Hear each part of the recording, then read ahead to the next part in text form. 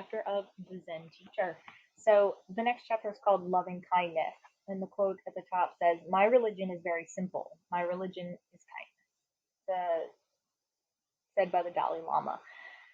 The world can be a difficult place. If you look, you can find infinite justifications for anger, bitterness, and resentment. And you can live here. You can live there if you want, basking in the muck and the dregs, wallowing in the pain and emotional sewage. At the same time, every moment holds innumerable opportunities to experience joy, to practice peace and love, and to cultivate an attitude of kindness. The approach we choose and where we decide to spend our time and energy makes all the difference in our mental well being and the openness and generosity of our hearts, both as educators and as citizens of the planet. New York Times best-selling author and meditation teacher Sharon Salzberg said, "The difference between misery and happiness depends on what we do with our attention." That's where loving kindness comes in. Loving kindness means approaching the world with a sense of tenderness, compassion, love, and gentility that increases our inner peace and serenity. It's an attitude that sends our positive vibrations or signals that calm and encourage those around us.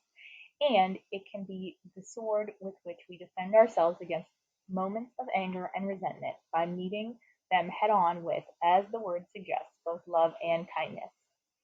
The term dates back to 1535 when Miles Coverdale coined it in the Coverdale Bible, the first English translation of the entire Bible. However, no single spiritual approach has monopoly on treating others well. The expression has found a home in a number of other religions and philosophies, including Judaism and Buddhism. It may seem obvious, but loving kindness is particularly important when interacting with students, especially when we least feel like it. Qualities of giving, service, compassion, kindness, and love are easy to practice during times of relative calm, but our impulse is to join hands and warble, "We are the world." But in today's educational climate, it's easy to feel frustrated, angry, or unhappy, emotions that make it tough to show compassion and love. If you are like me, the reticent, snarky girl in fifth period drives you nuts, and the hyperactive boy in the Red Robin reading group tests your patience. Then, just as you near your wits' end, you notice that the boy comes to class with ragged clothes, and you discover that the girl can't sleep at night because of the yelling and screaming in her home. If you keep in mind their stories and struggles, you may find it easier to offer a bit of kindness to those who least expect it. Sometimes it seems as though teachers must be in constant loving-kindness mode. Last week, for example, I consoled a sobbing student in the office because her father had just passed away that morning. I raided my cabinet for pretzels, corn nuts, and a cup of soup for another girl who came into school with no food. I responded to an email from another girl in my class who was absent because she had been over the weekend been told over the weekend that her parents were getting a divorce. She said the news broke her and she couldn't take it anymore, and she no longer felt needed or loved, and that nothing would fix it. And that was just Monday and Tuesday. With all the chaos our children are forced to deal with, it's a marvel sometimes that any of them care at all about the Catcher in the Rye or quadratic equations.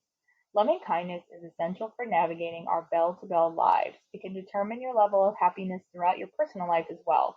By approaching the world with a sense of loving kindness in your classroom, home, and life, you will more fully see the connection between all things. You will be able to be more easily accepting of others' limits and faults and forgive them, as well as fill your own heart with an abundance of love and peace.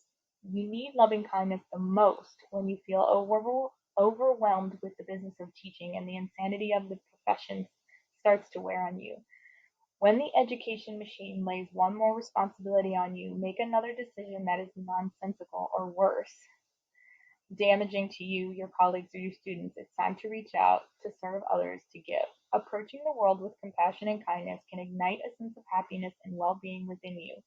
It's a Zen teacher practice that can help you not only endure and survive those moments of insanity, but also thrive and create a better world.